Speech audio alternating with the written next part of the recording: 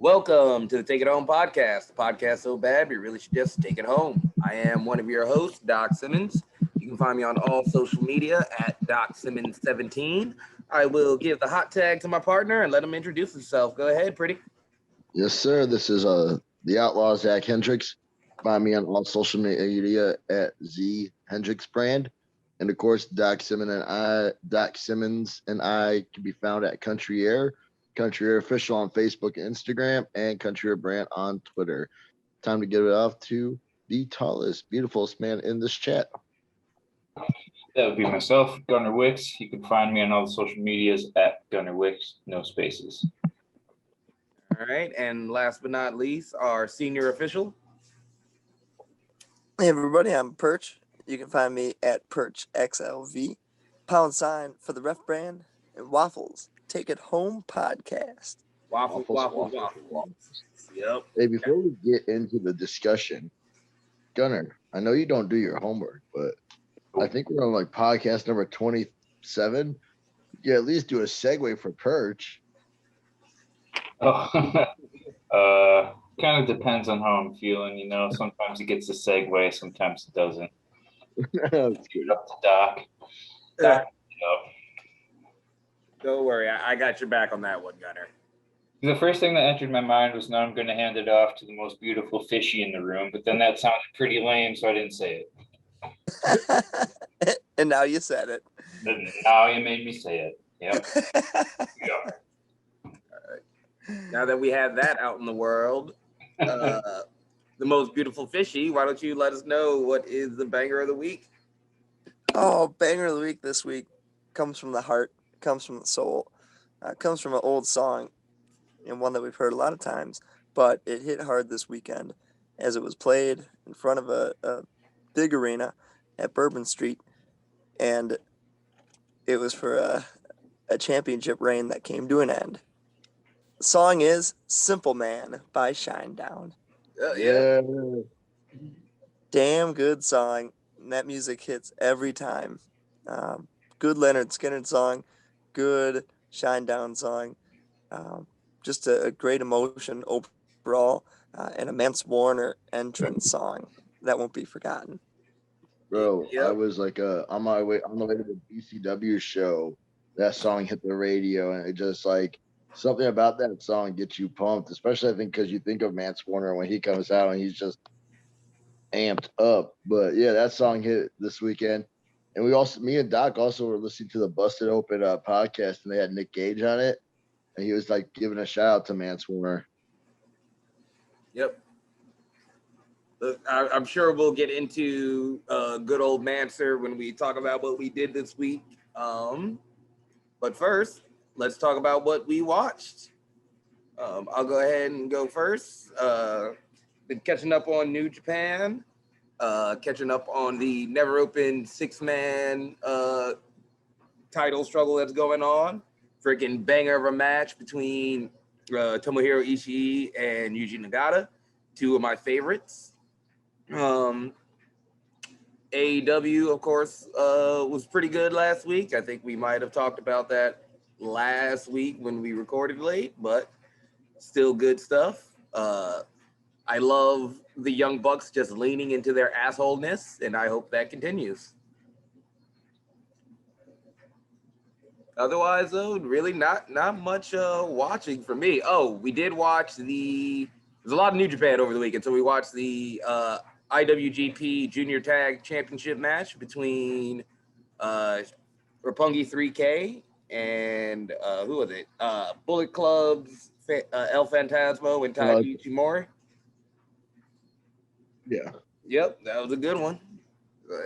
We love those tags, but that was about it for me. Why don't you talk about what you've been watching, Zach?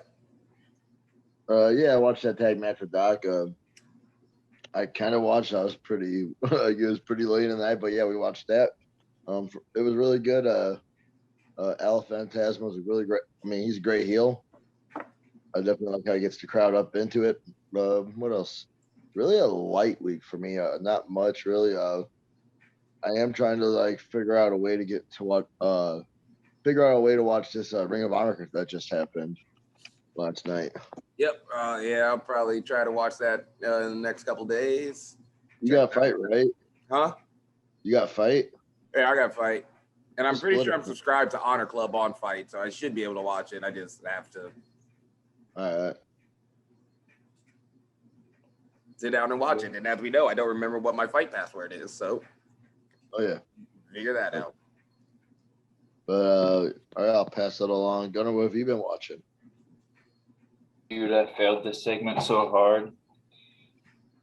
I'm racking my brain trying to think of what wrestling I watch because I feel like I watched something and I can't come up with anything. I don't know if I watched any wrestling this week. I did watch the first hour of Raw, this week's Raw, like a little bit ago, and saw that they're calling Nikki Cross almost a superhero. Nikki, like she doesn't even get the superhero like moniker. It's almost a superhero. So I thought that was pretty entertaining. Not really.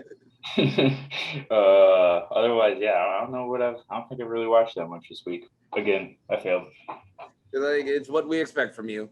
But I do enjoy the Super Nikki Cross. The Hurricane himself gave his approval. So I'm all for it. I always enjoy a good superhero gimmick. I found a fun article. It was talking about Killian Dane, her husband, like what his thoughts were on it. And he was talking about like how people don't know, but on the indies, her gimmick is very super villain character, very villain, a super villain. So like she wanted to go like for the people who knew, now she's super Nikki to like play off of that. Okay. I thought that was really interesting. Like, I'm all for references only a few people get. oh yeah, I knew you appreciate that one. All right, Percival, what have you been watching? Man, this week was a good one. With AEW coming back to a live crowd, that was as fun as it gets for entertainment. And that Young Bucks and Eddie Kingston match towards the end, just a wild brawl. Enjoyed it, and Penta in there too. But I really went back and I've been watching some 1989 era WCW NWA. Tommy Young is referee, and really just kind of studying stuff and going back to my roots of what it means to be a referee, and going back to the character of it. So one of the matches was Ron Simmons and Ricky Steamboat, and it was a banger, just a classic main event. And Ricky Steamboat ends up getting the crucifix pin for the win. So I like the way you can, sell a move and really put a lot of emphasis around catching someone with the move. But really watching the way Tommy Young, my favorite referee of all time, referees those matches. So yeah, I've been stuck in pre-90s over the past week, getting myself in the right mind state. I love that era. Oh, yeah, and I guess I can mention I have been watching old pay-per-views of indie promotions that I am interested in working with. So this week it was a lot of Paradigm Pro Wrestling out in Indiana. Oh yeah, that was a good show. Yep. So yeah. I watched their two shows, I watched Midnight Marauders, the one show that they had on Sunday morning, and then I went back on IWTV and I've been watching their library. So from I guess it was the first Heavy Hitters tournament, I am now at Gender Wars, which is their third one. That's Paradigm versus Girl Fight. Shout out to Girl Fight. We had them up at Brew City like 2 years ago. So solid crew. Crazy to see a lot of these are from like 2019, 2018 is like when these shows start. So it was just crazy to see people's growth in like the next 2-3 years. And always inspiring to know that we can always be better. But let's go ahead and talk about the fun we had this weekend instead of looking at the fun everybody else had. It was a full weekend for us. Let's start with Gunner. Let's see.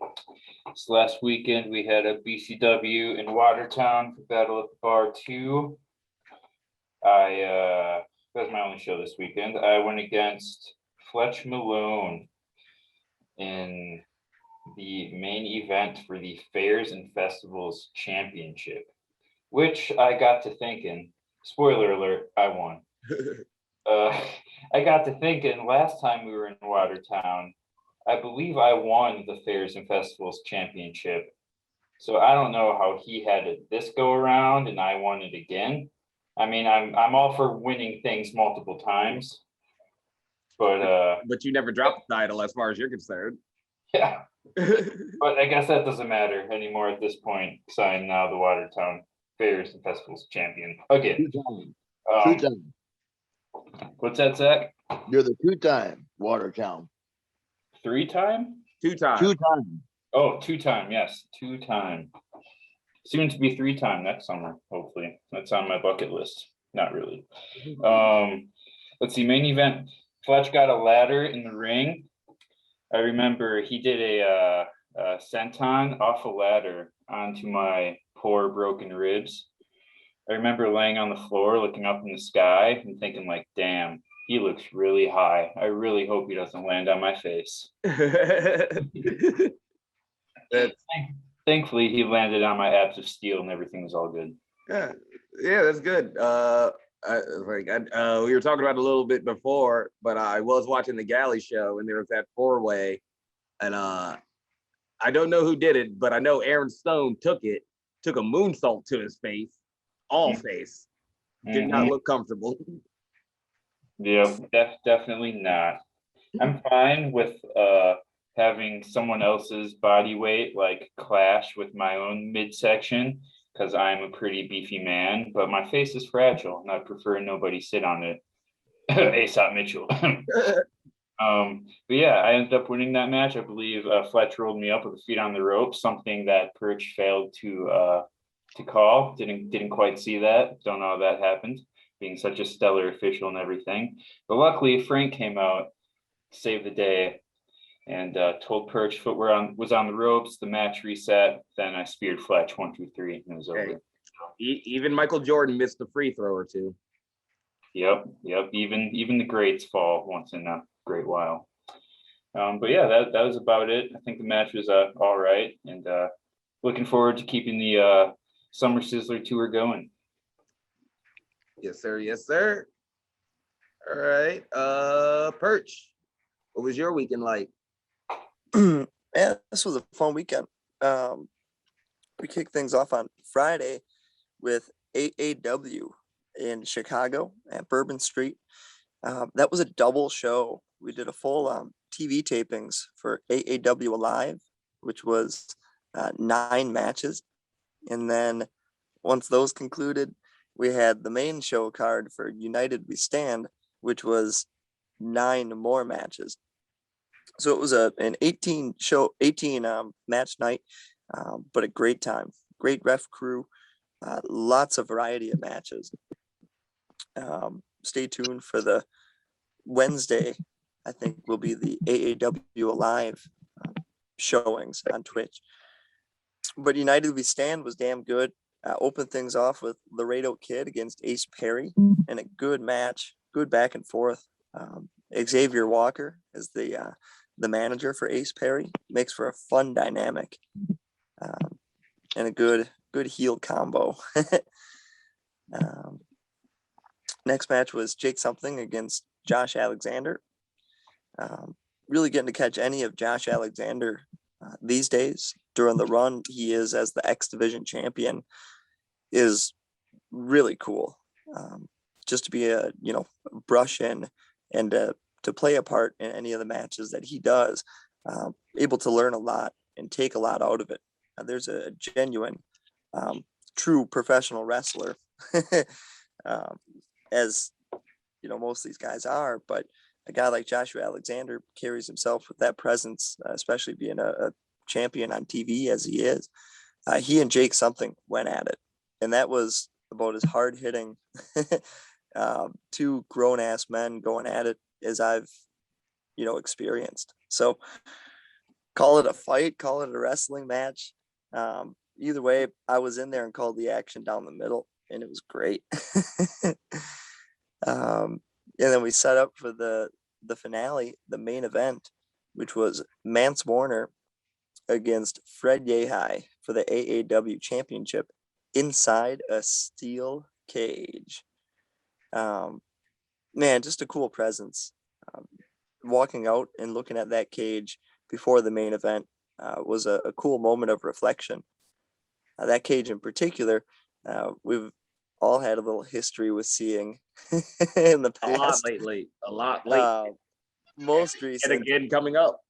Doc Simmons from about a week ago. Yep. I could still hear the pain and the suffering on the through the cage walls. No, but it was awesome. A really cool time. A great atmosphere. One of the coolest matches I've been a part of, visually at least. And a great war, all out fight. At one point, the eye poke god, Mance Warner, poked Fred Yehai right in the eyes. Fred couldn't see. He thought I was the champion, and gave me You a do big have a old championship body. yeah. Naturally, the same build. Try to stay in championship form at all times, at least. But man, he had red in his eyes.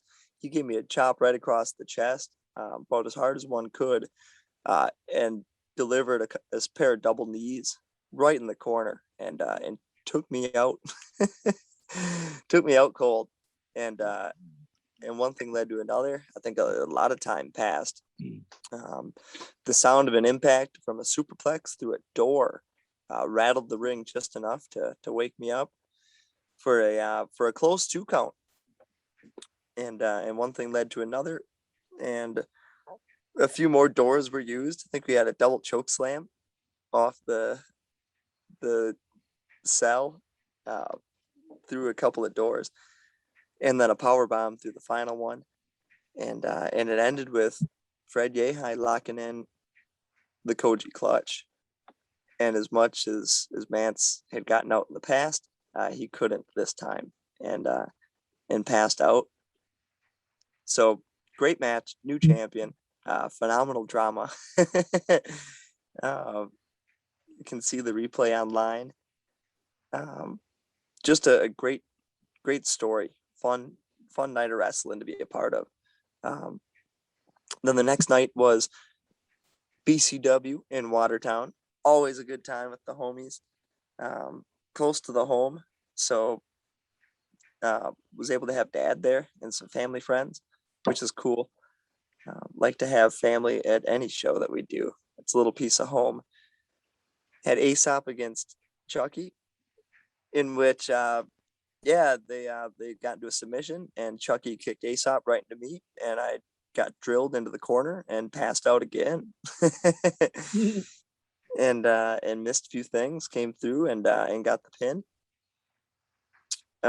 Actually reversed the pin call. I DQ'd him. I woke up and DQ'd him. Later that night, Gunnar Wicks ended up getting pinned by Fletch. Hey, correct yourself. Ended up unfairly getting pinned by Fletch. Okay, I calls him as I sees him. A pin counts. There was a mishap at the end of the Fletch and Gunnar match, which led to Frank coming out and restarting the match. In which case it started promptly with a 3-2-1 go, boom, spear, 1 2 3. It was great. It was great. And Gunnar becomes the champion. And that was a fun night of wrestling. And then Sunday, we were all set up for Sundays on State Street, downtown Chicago, right in front of the Chicago Theater. One of the coolest setups I've ever seen. We got some pictures and stuff from the area. However, it was raining. So, we waited it out just long enough until we ended up having to call the show. So there was no freelance show on Sunday, unfortunately. However, we were all there and still had a good time. And I was able to make it over to Gali Lucha in time for the Lucha show and take care of that show as they needed a ref, and I was there to be there. Ended up having 3 matches. and got a lot of heat with the Boricuas as they pulled a few ones over my eyes, and some tricks to make Ricky Cruz keep that title. The next match, Atomico Jr. ended up beating Bandolero for the championship, which was very fun. Again, little trickery that they pulled over my eyes. And then the finale, Axel Rico took on Cody Jones, and Chuco and Rico de la Vega were on the outside, and I was able to toss them out of the arena. Fuera! Gave him a big one, I imagine. Oh yeah. I've had to do it once before at the Galley Arena, and I realized the best way to do so is to have the crowd yell along with you. So did my best to have the ladies in the crowd, and they kindly and verbally escorted the Boricuas to the outside. I will say the ladies at the Galley show are very loud and are very into yelling whatever they can. It's so wonderful. The pro wrestling, transcends all cultures, whether it's visual or audio. We all understand professional wrestling, and for that moment, it was awesome. One thing led to another.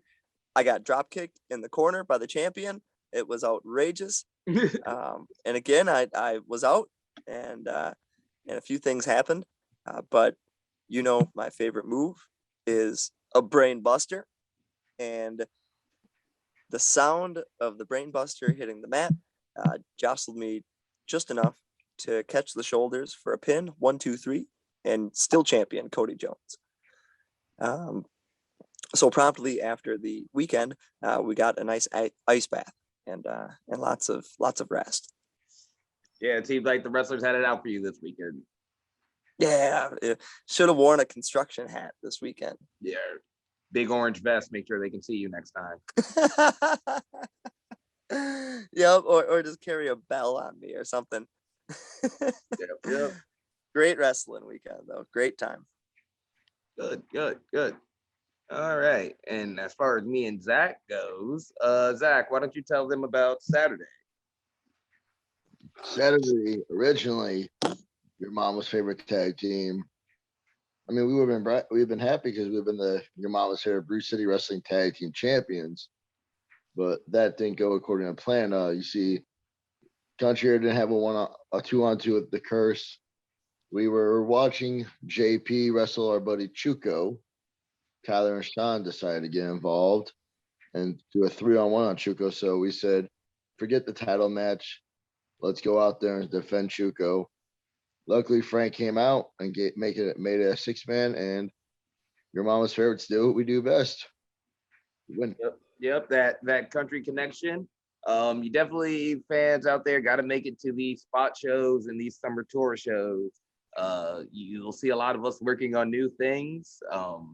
Me and Zach had some new things planned for the people of Watertown, and I think they really enjoyed it. So if you're out there, don't just come to the shows on Springdale. Come to all these shows. You never know what you might see. Then tell them what happened Sunday. Oh yes, Sunday we made the trip out to Eau Claire for MAW. Had ourselves a nice little tag match with Cradle to the Grave, a division of the Arbitrators. They're a bunch of good guys. They've been around helping out at Wisconsin shows basically since Wisconsin opened up when the pandemic started. Bunch of good guys, young guys. It was good to get in there and show them how some slight old heads can do it. And once again, your mama's favorite tag team comes up with the W. How did you feel about the match, Zach? I felt really good. The match I thought went really smooth. I love being match number 1 on the card. Yeah, can't beat that. If you're not in the main event, you want to be first, and it was good, great way to set the tone. I thought we got to do some new stuff that, once again, fans come out and check it out. We got to practice new things, and I thought it went really well. Only thing I was not happy about was after the match. Oh yeah, trying to show these guys some respect. I know. We treat them like homies. They've been around helping. We have ourselves a good match. They just wanted to attack us from behind. Yeah, we should extend the handshake. The better tag team won. Not accept it and move on. They wanted to fight, and we fought. How long was that? Like an hour long? Yeah. We had about an hour-long fight into the back that bled into match 4.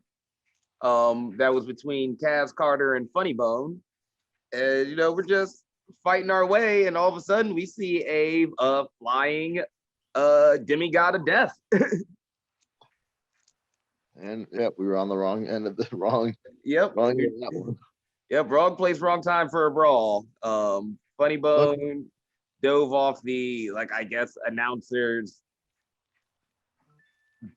stage that was behind the crowd. And then we had to be carried to the back. Yeah, I mean, I think luckily, Cradle of Grave called it quits. We didn't call it quits. They quit. Yeah. We would have been up to keep going. We can fight the whole show. We don't care. Yeah, we go find Toronto's match if we had to and take the gores. Yeah. We could have fought up into the Joey Avalon Rhino match. It don't matter. So noted. Country Air was down to throw down still. Yep. But that match got me thinking, which gave me the idea for the question I posed today. We are getting a little longer in our careers. We're all still very green, but a lot of times, there's going to be guys that are younger than us, and now we are looked up to as vets and leaders in that situation. And I asked the fellas, how do you deal with that now? That you are sometimes looked at as a leader when you know damn well you don't know really anything. I can go ahead and go first. I think one of the most important things in wrestling is communication.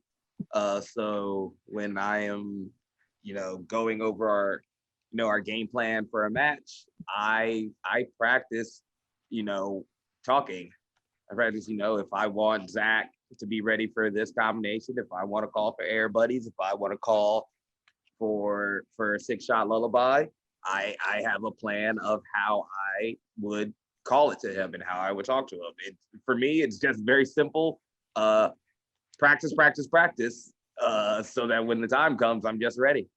I have never felt great leading people, so this is the only way I can get through it.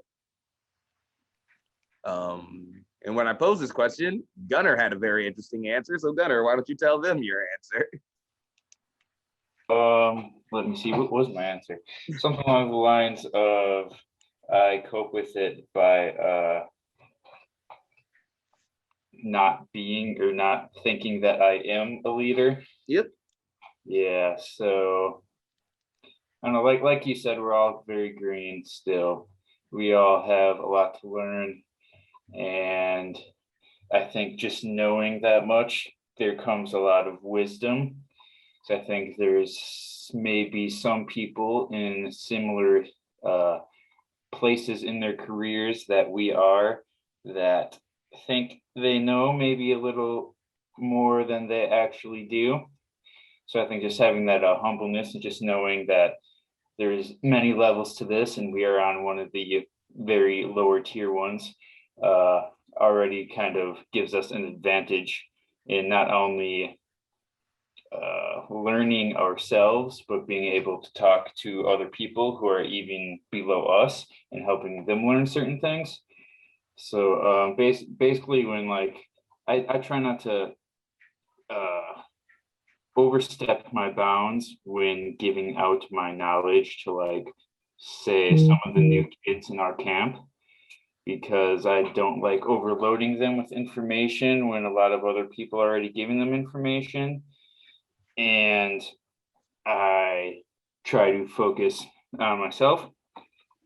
But with that being said, if anyone ever asks me questions or advice when it comes to certain things about wrestling, I do my best to give them an answer, and also a disclaimer that I still have a lot to learn myself, and everything that I say may not be 100% correct, or maybe it's correct for me, but not correct for you, because that seems to be the case a lot of the times also.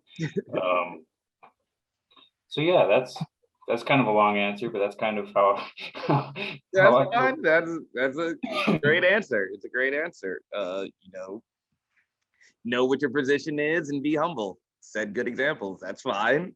know your role and shut your mouth. Yeah, the wise words that were once said by somebody. Don't know who. Okay, Mr. XLV, how do you handle being a leader? I imagine your situation is very different from ours. Yeah, that's a great question. Just a good kind of introspective. Um, yeah, we're all so very early on, and what could be a lifelong's worth career inside professional wrestling, and we're taught to take in everything we can and listen and absorb and take in everything as a learning experience. That being said, we're always learning, we're always growing, and constantly trying to get better, where we try to seek it from anywhere we can, seek the knowledge. But one thing you can't change is the experience. So trying to gain as much experience as we can while gaining knowledge along the way. Um, we meet people who are like peers, someone who's doing the same job I am, someone who's doing the same job you guys are, in different towns, different cities, different venues, different locker rooms. Any given locker room may have a couple of different referees, and most of the time there'll be referees who've been in the business longer than I, which I enjoy because I'm able to pick their brain and be the student and the young young grasshopper. uh, so I love that dynamic. However, there are times when it changes, and I may be a gentleman who's been reffing longer than someone else. Um, Not that longevity has anything to do with it, because you can still find advice from anybody who's gained the experience. But um, when people ask me uh, what my standards are, or how to go about doing things, I take it as not necessarily I'm telling them advice, but I just like to classify it as an open, constructive conversation. Um, where else in the world can we talk about wrestling from a professional standpoint other than with people in wrestling? So I think it's important to have those conversations and to acknowledge that, hey, we're just having an open, constructive business conversation here because we're both trying to, better ourselves in the field. So that's how I try and approach conversations when it comes to advice, or just brainstorming, because someone may have just a much better idea than myself. Um, I like to hear people's perspectives.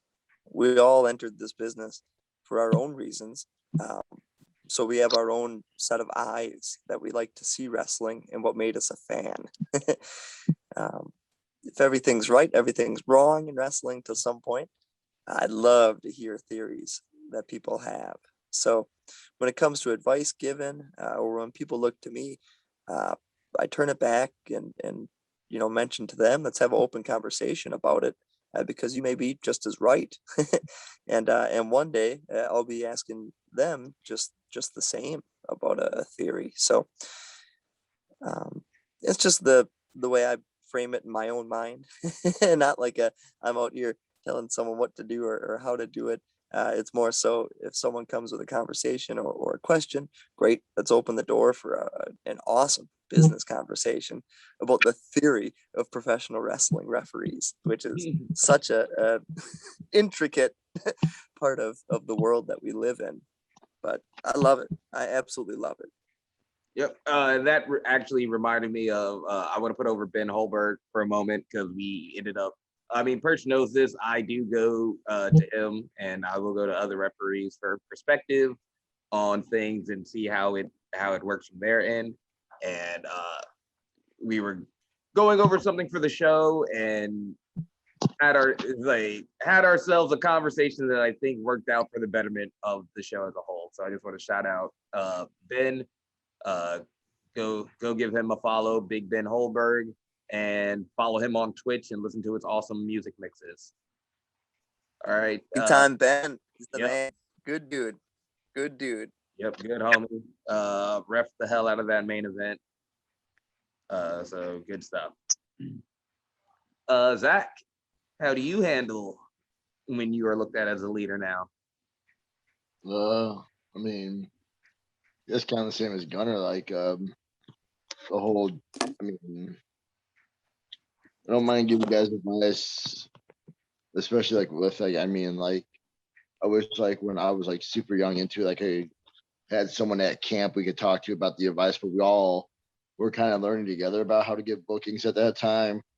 And I wish I like would have had someone like, yeah, man, just approach it this way, do it this way.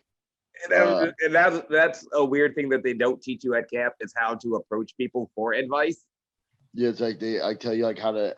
They're like, oh, reach out and ask promotions for bookings, but like no one really tells you like how to say it. Yeah. Like, what's the way? Perch was one of them. Like when me and Perch got close, he like really helped guide me into that. But like before then, I had no idea, no clue. So I like talking to guys about that, like talking about their bookings, talking about like if they letting them know like if they have a question, like how do I talk about pay, like give them that advice because that is like when you're green, a very scary conversation for promoters. Like, what do I price? What do I rate myself at? Yep, that was another thing where I had to go to another wrestler and not really learn at camp on how to do. Yeah, so like I don't mind talking to them about that. Just let them know what they're about. Like, let them know like don't be afraid to shoot a little high.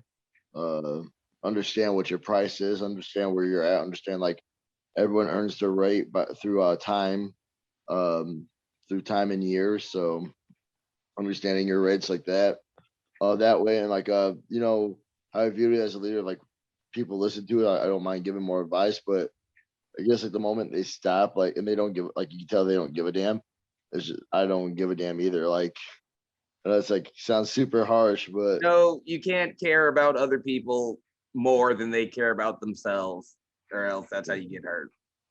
exactly. So I don't mind helping people out matches, and I don't feel like, and I always tell them too, like, if you don't think it works, like, I don't look at that as disrespect. Like, if you're like asking me for a match and I pitch an idea to you and you don't use it, I don't get upset about that part. Like, what I mean is like if I give you advice on bookings or promotions, like how to not get yourself double booked by accident, and you don't care and you don't listen, that's where I stop giving advice. But match wise, like everyone, it's your own art, it's your own music that you're playing. So I don't want to be. I give you advice. I definitely like give out ideas. I gave like an idea to our match this weekend. And I would never been upset if someone's like, I'm not using that. Like, I would understand like, oh, they don't see it the way I see it. So like, and they're the ones doing it. I don't want to impose on what they're doing.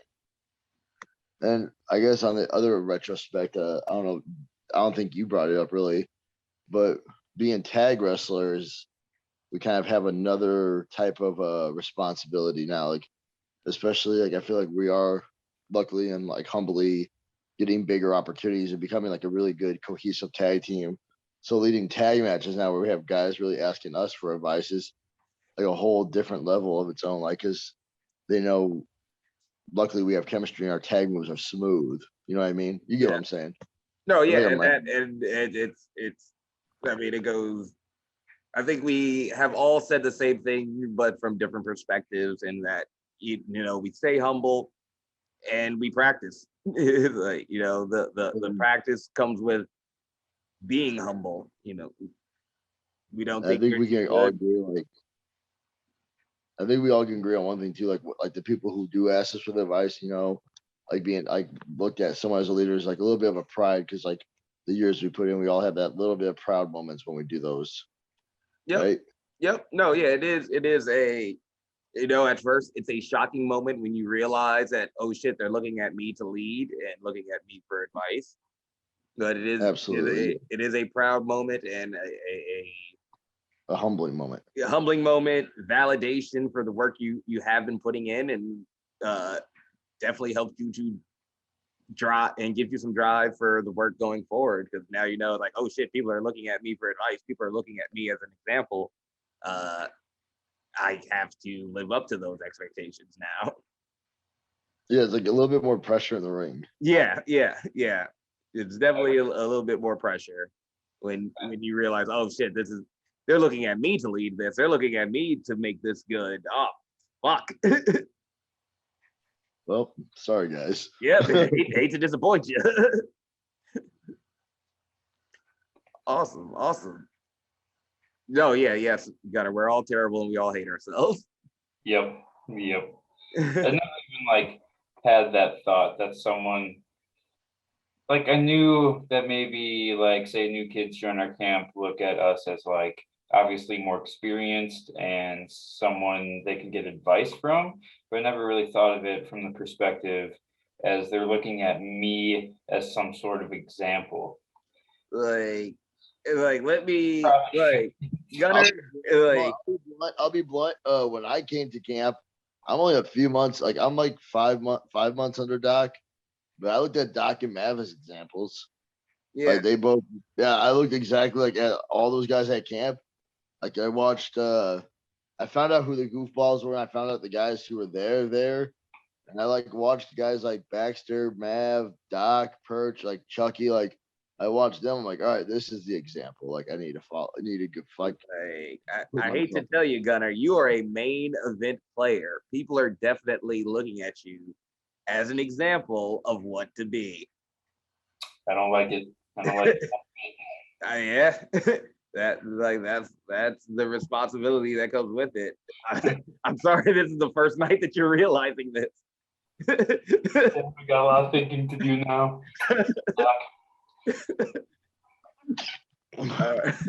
All right, so like since we just blew Gunner's mind with that he's actually an example to be looked at and somebody to try to aspire to be, why don't we talk about what we got coming up this weekend? Let's start with your mama's favorite tag team. Yes, sir. We are kicking things off this Friday. Not booked yet, but things can change. We're going down to help out in any way possible at Chicago Style Wrestling. They have a big show going on. I believe the show starts at down in Chicago, of course. It starts at 7. Yep. But yeah, Doc and I will be down there helping out, still paying those dues and still being available whenever needed. Yep, and it should be a good show. Brubaker and Vic Capri have already been announced on the show. So you know that'll be a banger. So go ahead and come on down. And even if you don't see us, see a good show. Exactly. And we were talking about Gunner being a main eventer. But Yeah. Speaking about main events, Doc, tell him about Saturday night. Hell yeah, brother. Saturday in the main event at Brew City Wrestling there on Springdale, it will be your mama's favorite, prettiest tag team against those ugly, bad whiskey drinking, whiskey bent and hellbound fools. Yeah, how good of a tag team are they? Like, I get Max has great long hair. I have the greatest longest hair around. Yeah, I know. Like, at least you have hair. James is just bald. Like, you can't be a good tag team if one guy's bald. Like, just doesn't work out. No, nope, they're too different. They're too different. I mean, short, but like he ain't bald. Like you got James making these Instagram posts. We talk about Trap Day, Arm Day. You ain't as big as me, brother. You ain't as big as me. So, real quick, anyone listening to this and you're at Brew City, let's start a bald bastard chant. Please start that. Let's see if we can get this. We can do that. Yeah, it's also to see how many people listen to the podcast. Yes, yeah. Oh, 2.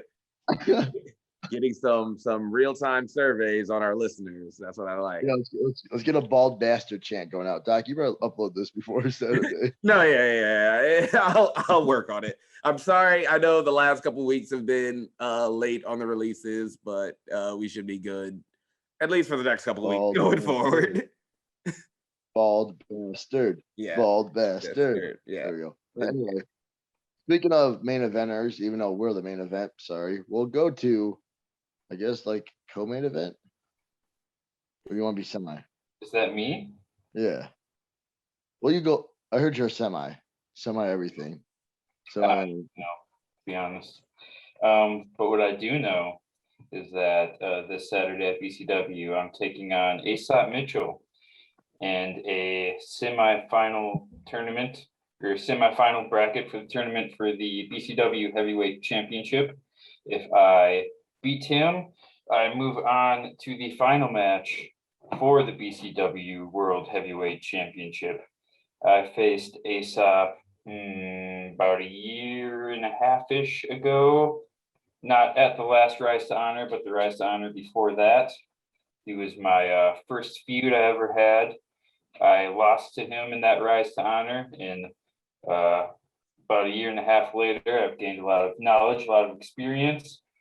That being said, you should not want to be me or look at me as an example. But anyways, I'm going to use that knowledge and experience to beat him this time around and get one step closer to heavyweight gold. Very nice, very nice. I hope you succeed. Me too. Thank you. I hope you guys succeed too. Thanks, man. All right, Perch, what you got coming up this weekend? We got things kicking off this Thursday night for Zello Pro at Ozinga Field. Back to the baseball field after the game for the Windy City Thunderbolts. That should be a damn good time, as it has been in the past. Right to Zawa Friday night. It's going to be a fun time. Back at Zawa, first time in a while. One of the first companies started traveling to outside the state several years ago. So always a fun time to see the family down there. Warrior Wrestling on Saturday. Bound to be a good time. I think the Warrior Luchador Championship is going to be on the line. Daga against Artemis. And that should be a must-see match. And Dante's coming from Top Flight. So that should also be some great action. And then Sunday, back at Gali Lucha for another show of wild lucha action. So we've got good old-fashioned Thursday, Friday, Saturday, Sunday. Going to be a good weekend. Yep, lots of work for your Waffle Lovers podcast. And lots of waffles, lots of pancakes. Continental breakfast did not have waffles or pancakes this week. It was different. But I did have a biscuit, and it was damn good. So it took the place, and it was up there with some of the best I've ever had. Awesome. Well, at least they delivered on something. Yep. Yep. Nice and plain, nice and dry. Good old-fashioned biscuit. Goes well with coffee. All right. So yeah, come check out your favorite podcasts all around the Midwest area this week. And I think with that, if Gunnar has a question, we can go ahead and move on to our last segment.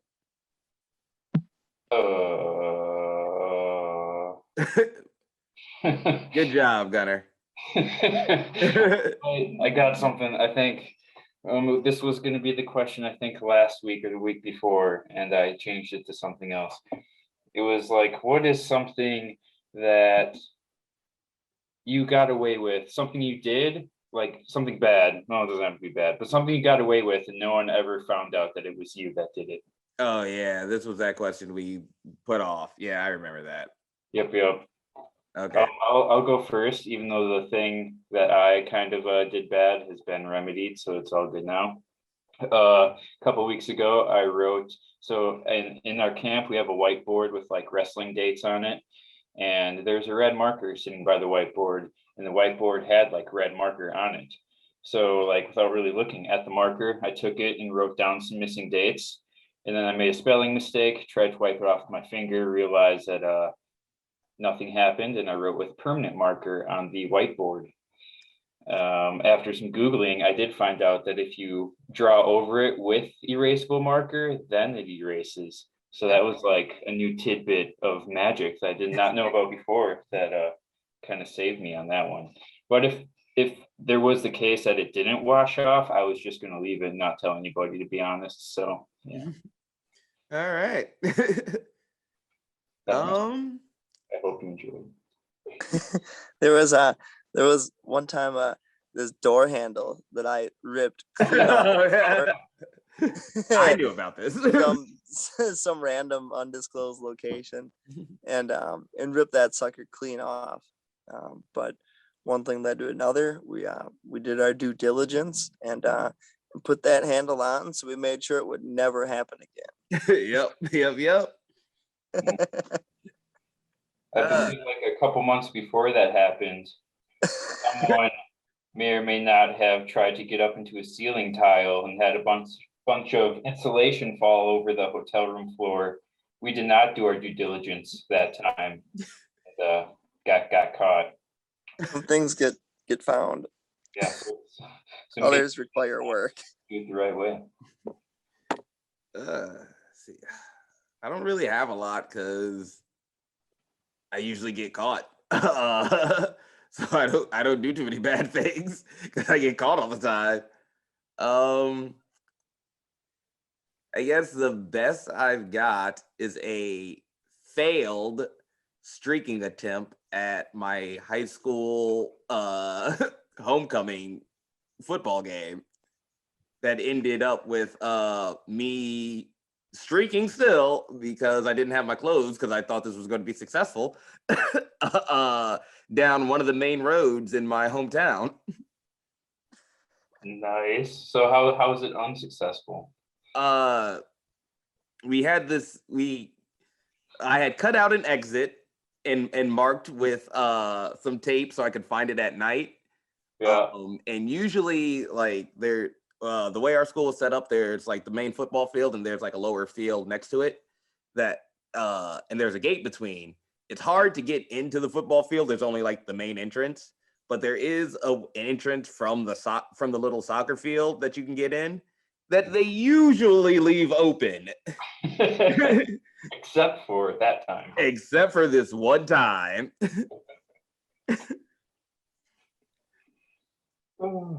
So, yep, I get to the gate, have to turn around and go the long way to get back to my clothes. Did you just like cover it up at that point, or were you just full on streaker mode still? I was just full on streaker mode. At this point, it doesn't matter. Because that's the thing. It was like a quarter mile, so I'm just trying to make it to my clothes. I don't care at this point. Nice. The best I got, I guess, was like when I was younger, like living at home with my parents, and we had the DVR and you record your wrestling and all that. And like mom or dad had a series they wanted to watch, and you needed to clear up some storage. Yep. You're not clearing out your shit. Hell no. Like, why would I clear up these Raws or SmackDowns I watched like 10 or 20 times already? So end up deleting like one too many of your mom and dad's episode where it's like, oh, it's only gonna air once a year, and like you delete it, and they say they're bitching like, who the hell did it? You did it, but you're like, I hope my sister takes the rap for this. And like I think till this day they don't know I did it, so it's still successful. Well, hopefully they don't listen to this podcast. Oh, no, they'll go that much. So yeah, I think it's still going. Awesome. Pretty sure one of my siblings took the rap for that one. And I was just like, it'd be like, get him, mom. Whoop his ass, ma. Whoop his ass. He go delete some more DVR. Yeah. All right. So we finally got that one out of the way. We had to put that one off for a week, and turned out, I think, better than had we had done it last week. Now that we got here to set the tone. Yeah. Sorry about your release from Bruce City Wrestling though, Gunner. After Frank here just here. Yep. Sorry about my what? Your release from Bruce City Wrestling is fucking up Frank's property. We got suspended for breaking a TV. Yeah. Oh, yeah. Guys don't imagine what's gonna happen when you messed up his board. Yep.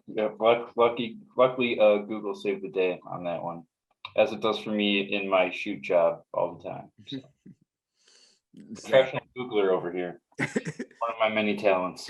Hey, whatever your job description is, keep paying those bills. Yes, sir. All right. And if nobody has anything else, I think we can go ahead and take this home. I'm good. All right. Awesome. Perfect. All right. This has been the Take It Home podcast. Y'all be easy. 1. Yeah.